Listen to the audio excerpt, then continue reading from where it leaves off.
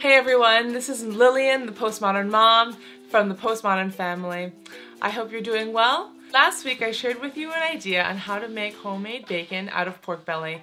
And this week I want to share with you some kefir and how I make kefir, why it's good for you, and I hope you enjoy.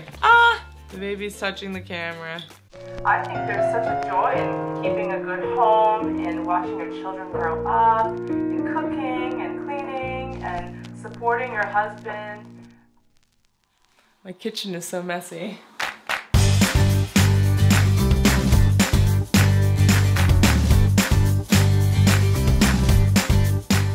So, if you've never heard of kefir before, or kefir or kefir, it is a probiotic grain that you use to ferment milk, or coconut milk, almond milk. We use raw milk, and it is fermented by these kefir grains.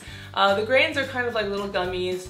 They ferment and create good bacteria in the milk. It changes the milk. The milk becomes fizzy. It tastes a bit sour. He really likes it too, and so does my daughter. Everybody wants to have it except Felipe. He doesn't like it at all. So here are two medium-sized jars, I guess. These are the jars that I use to ferment the raw milk. Alright, so what you'll need to make kefir are first the kefir grains, which you'll see after I drain them what they look like. I got them from someone who was giving them away. A lot of people end up giving those away because it just continues to grow. So I have a lot. In fact, I would love to give some away. You need a strainer, and they say that the strainer should be plastic because sometimes the kefir will take on the taste of the metal if you use a metal strainer. So I went and got a plastic strainer from the range. You'll need just something like a wooden spoon or a plastic spatula to use to press it out, and then something to catch the liquid in, okay? So I'm gonna put my strainer on my bowl here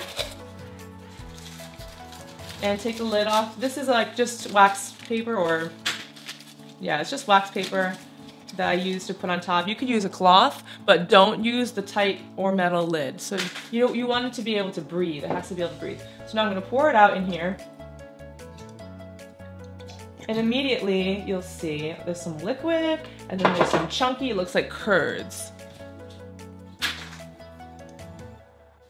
So, okay. I'm going to pour my second little one in here.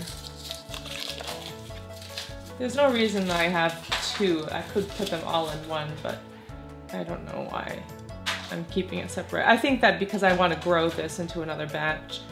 The first strain is going to let out a lot of liquid, watery, and it's fizzy and it's sour. I used to start my day with a shot of apple cider vinegar.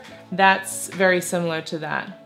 Okay, so it's really great, very good, full of probiotics, and it's good for a healthy gut. So now I'm going to transfer it to another bowl. And with this bowl, I'm going to now press the milky part out of it, and it's going to be like yogurt, and that's mainly how I eat it. Some people keep the liquidy part and the creamy part together, and then they put them back into another glass jar, close the lid on it, and let it ferment for another day. And that's called a double fermentation. I haven't tried that yet. I imagine it tastes really fizzy and sour, but I really like the way that this has turned out for us because I no longer have to buy yogurt, I make it out of kefir.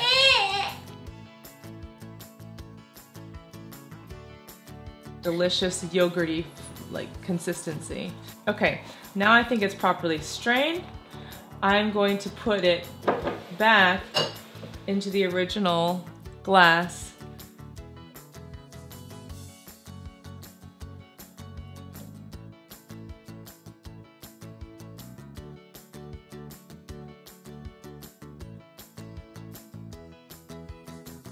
Alright, so here's my raw milk.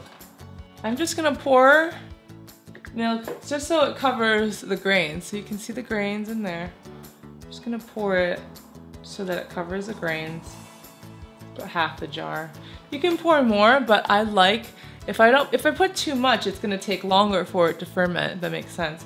So I like it to be just covering the grains, and then it should be ready by the next morning for another batch of yogurt. You cover it up with the paper or your cloth, and just secure it with a rubber band. I'm gonna do the same thing with the second one. And you leave this out on the counter, you don't put this in the refrigerator. At night, before I go to bed, I put it in the refrigerator. And then in the morning, you take it out and eat it. That's right. So I like to just drink this straight. So I would put this in a glass and drink that straight. This, I like to turn into a delicious, yummy chocolate yogurt. So I put cocoa powder. This is for baking or drinking. There is no sugar added to this. Okay. And then I also get some organic liquid stevia. And I just put about 3 drops in there.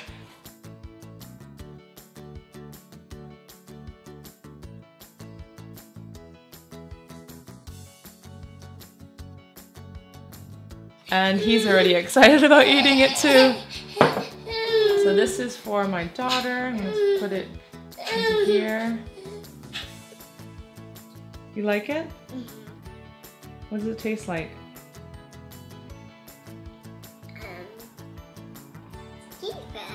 It's a bit spicy.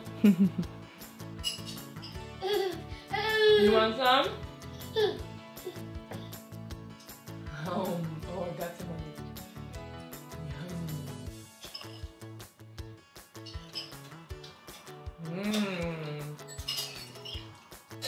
All gone.